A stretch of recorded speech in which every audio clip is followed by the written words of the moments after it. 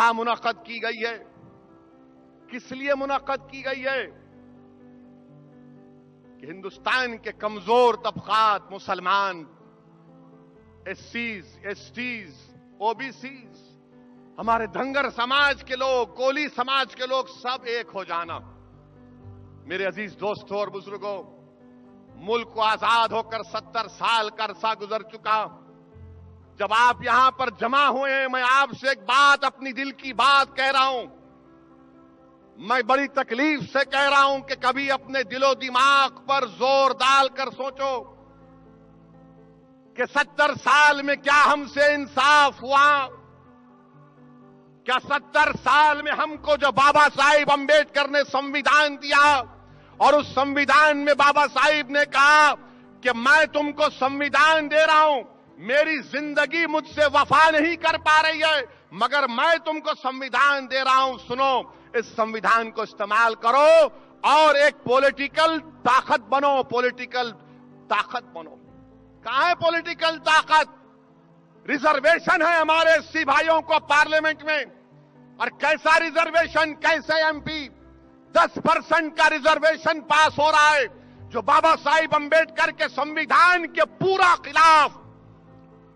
100 SC MP हैं, कोई मुंह नहीं खोलता, और एक मुंह खोलता है, जोक करता है, मस्खरा करता है, चमचागिरी करता है।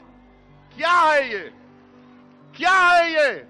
आज वो खुद रो रहे हैं, अरे ये दोनों मिल गए, मेरे को एक सीट भी नहीं दिए।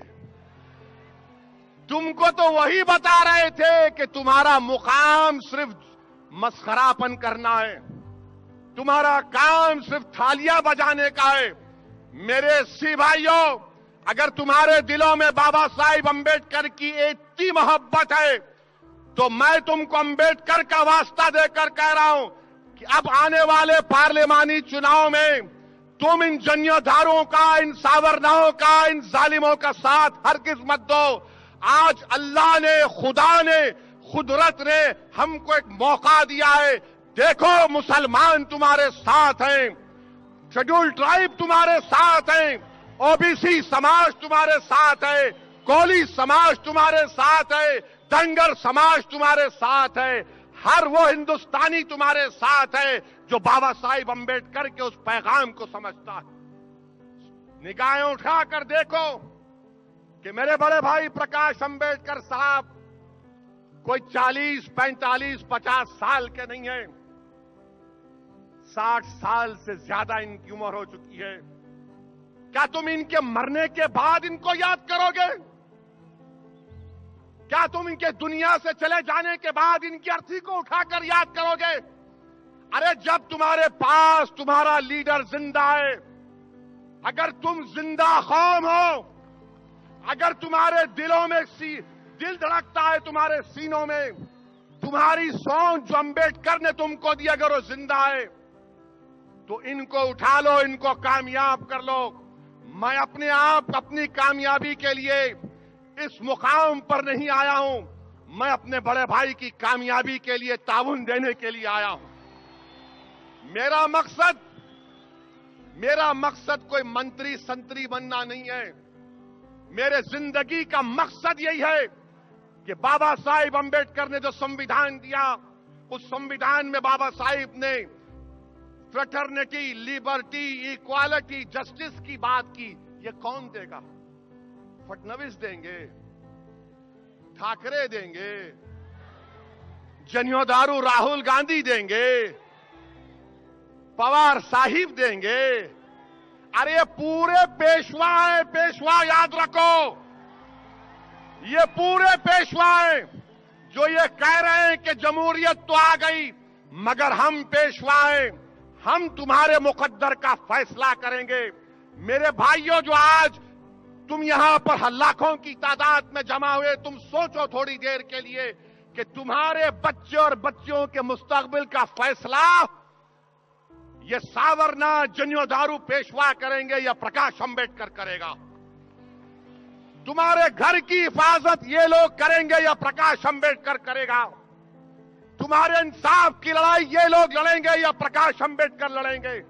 ये फैसला आपको करना है। यहां से उठने से पहले एक फैसला करके जाओ कि 70 साल एक बहुत लंबा अरसा हो चुका है। अब हम इन लोगों का साथ नहीं दे सकते जिन्होंने हमको डरा डरा कर हमारा वोट हासिल किया, और वो इलेक्शन आता है तो जमींदारों की तरह कहते हैं कि आओ आकर नजराना पेश कर दो। ये नहीं हो सकता मेरे भाई, इसको बदलना पड़ेगा। और जब चुनाव आएंगे आप देखना, जैसा मार्च का महीना आएगा फौरन आवाज आएगी कांग्रेस के चमचों से, राष्ट्रवादी के चमचों से, ओवैसी और प्रकाश अंबेडकर वोट काट रहे हैं, वोट काट रहे हैं, वोट काट रहे हैं।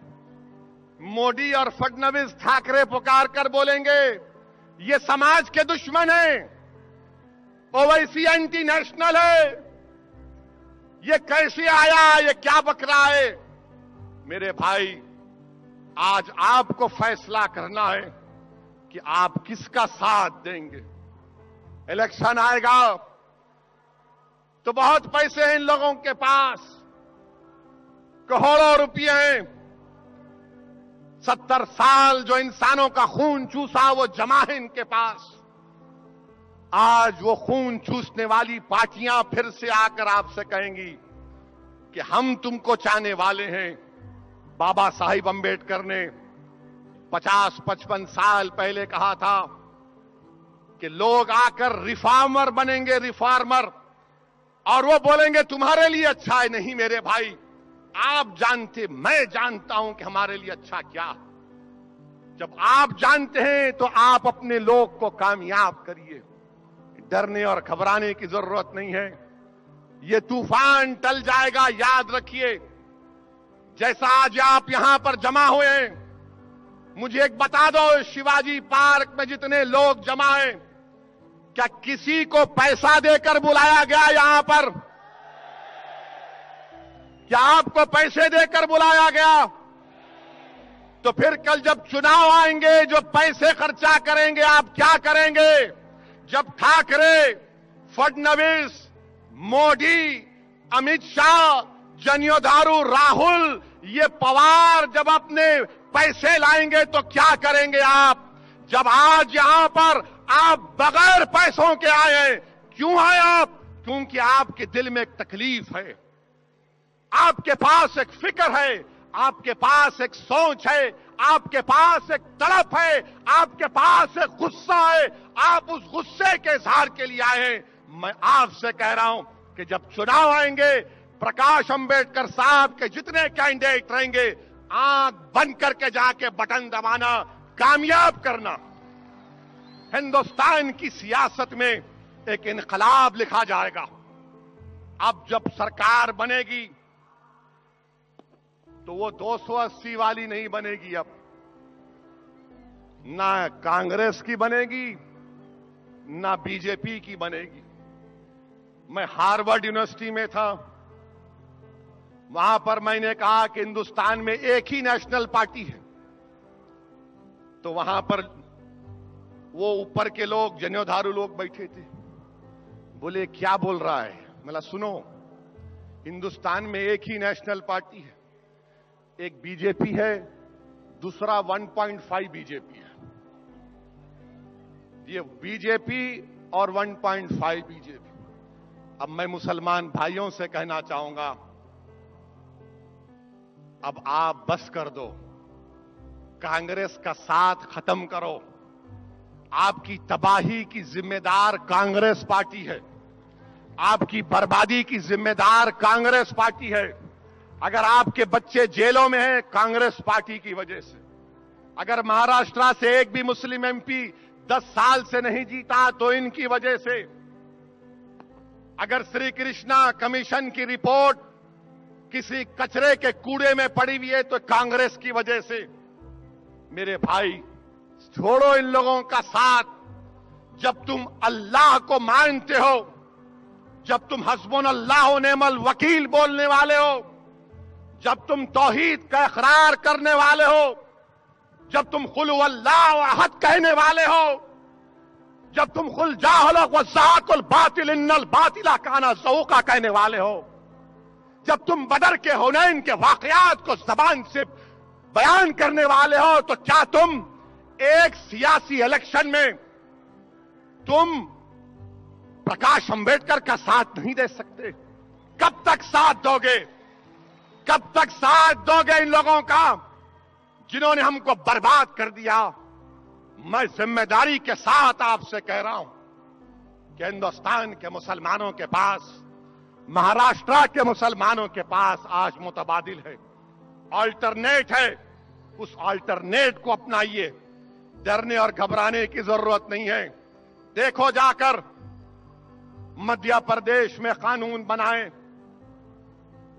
3 मुसलमानों पर गाय के गोश्त का कानून लगा और एनएसए लग गया। एनएसए, नेशनल सिक्योरिटी एक्ट लग गया। मेरे अजीज दोस्तों, इस बात को हिंदुस्तान और महाराष्ट्र के मुसलमानों को समझना है। कुछ होने वाला नहीं है। आज ये अल्टरनेट आपके सामने है, आप इसको मजबूत करो।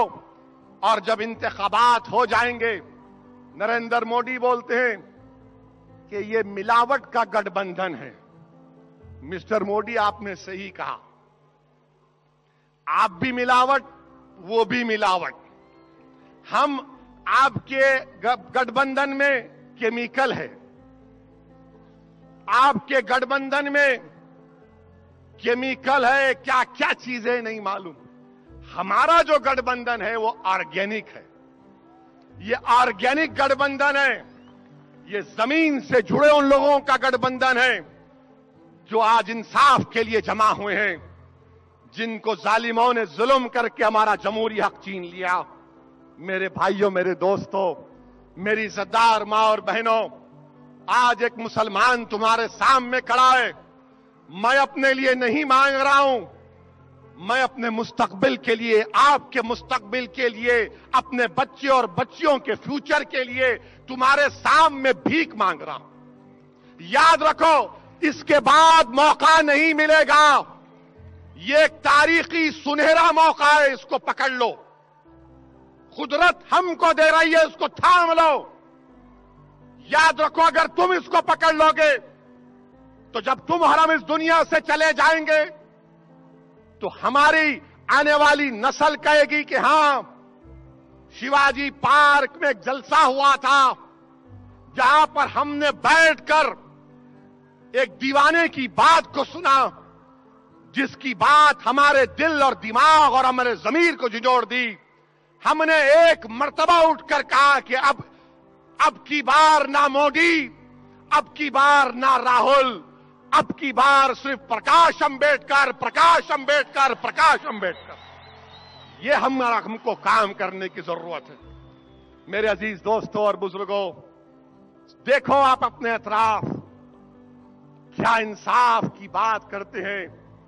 रमजान आया, मुसलमान रोजा रखता है, हमारी रुफ्तार में आ जाती, हम खजूर इनको खिलाना।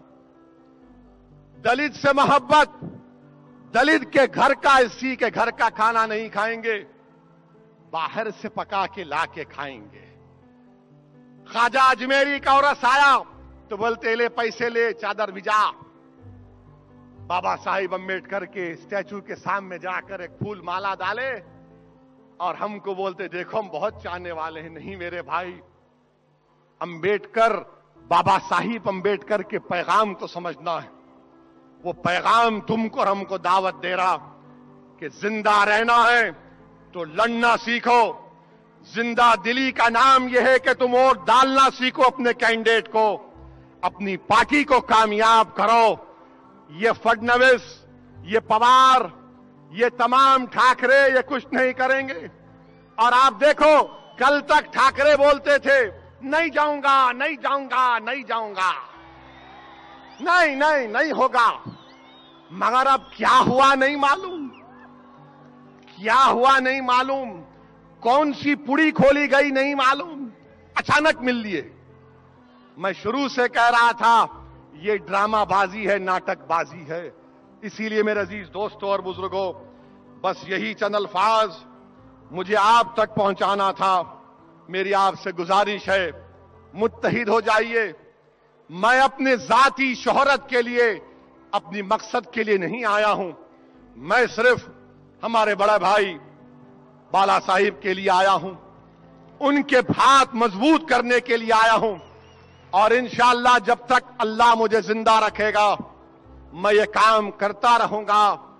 कामयाबी देना ऊपर वाले का काम है। मैं तो सिर्फ पुकार पुकार कर अपनी जबान के जरिए, अपने अल्फाज के जरिए तुम्हारे दिलों तक अपनी बात को पहुंचाने का काम कर रहा हूं।